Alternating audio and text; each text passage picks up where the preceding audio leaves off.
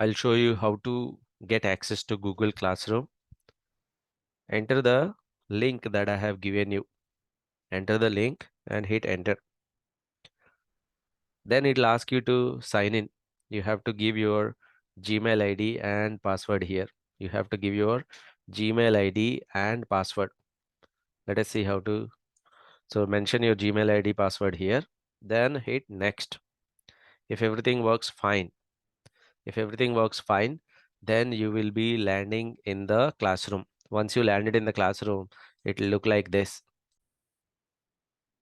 If you have entered Gmail ID, login ID correctly, then you will be landing on this page. This is called Google Classroom.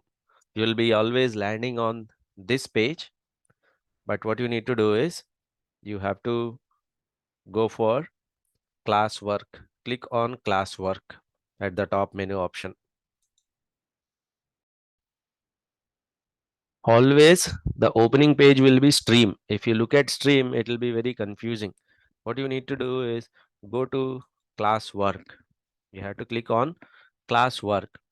Once you click on classwork, you will see all the material. You will have the class plan, Excel material, Excel assignments, SQL material, SQL videos, Excel videos, SQL assignments.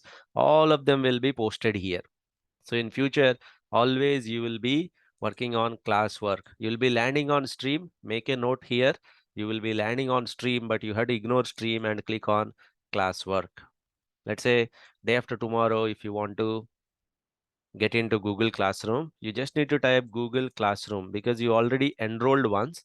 You don't need the link that I gave you again and again. You simply type Google Classroom. Then there is a link called classroom.google.com. Click on that link, classroom.google.com. Once you click on that link, it will show you several courses, but for you, single course will be shown. Click on that course. You will be landing on stream and then go to classwork. Access all the class files from here. That is how you access the class files from Google Classroom.